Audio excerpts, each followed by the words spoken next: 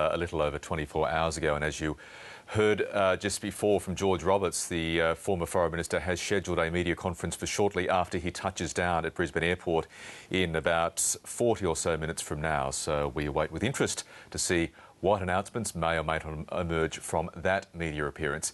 But the bitter feud between Mr Rudd and Ms Gillard is making headlines overseas. For the reaction from London, our Europe correspondent Philip Williams joins us now. Good morning, Phil. How is this playing out in the overseas newspapers?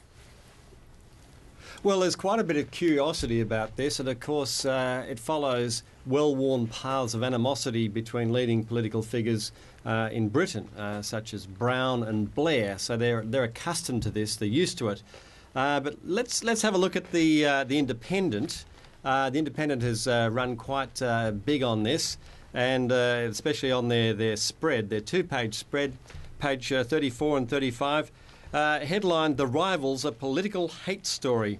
Now, they've got something wrong. They said 6 years ago Kevin Rudd was ousted. Well, that's not quite right. But they go on to say, now the Dream Team is in tatters, replaced by a poisonous political feud.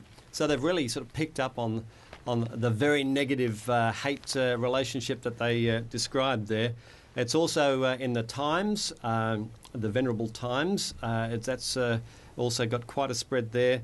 The Financial Times also has got a feature on it, and the Telegraph too has also got stories on it. There are a couple of other major newspapers here in Britain that didn't touch it, but most of them did. Now, it's not front page news by any means, but it has got a good run here. It has featured, and it's a political tussle, that, as I say, with some resonance back here in Britain. Yes, so how will it play out politically over there, Phil, given that Kevin Rudd was due in London for that international meeting on Somalia? Yes, well, that's seen as obviously a disappointment that he hasn't turned up. That's downgraded Australia's presence. His place has been taken by Dennis Richardson, the Secretary of the Department. Obviously a very capable person in himself, but not the Foreign Minister. So that's a cost here. Now, I did contact the Foreign Office and ask, is there any reaction to his departure?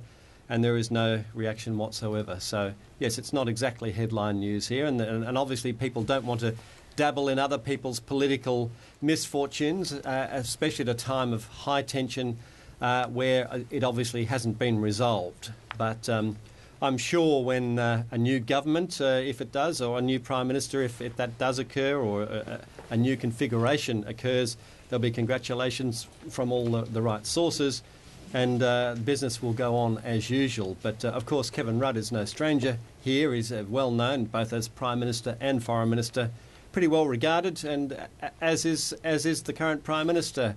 Well regarded here, both here and in Europe, though less well known because obviously she hasn't the well-worn path of a foreign minister as well. But she's probably had 3 or 4 visits here in her time as Prime Minister. So either way, they will whoever ends up leader of the country will be welcomed, no doubt, at an official level. And of course, politically here, they're very different. It's the Labor Party here; it's the Conservatives dominate the coalition here. But that won't really matter either. As I say, it doesn't matter that much to the Brits and to the other European countries. Who it ends up being, what they want, of course, is a stable Australia, an Australia that's able to contribute internationally, that's still willing to do its bit in places like Somalia. Obviously, that would be a financial contribution from Australia, and that will continue anyway. So from that point of view, no big change. Phil Williams, thank you very much.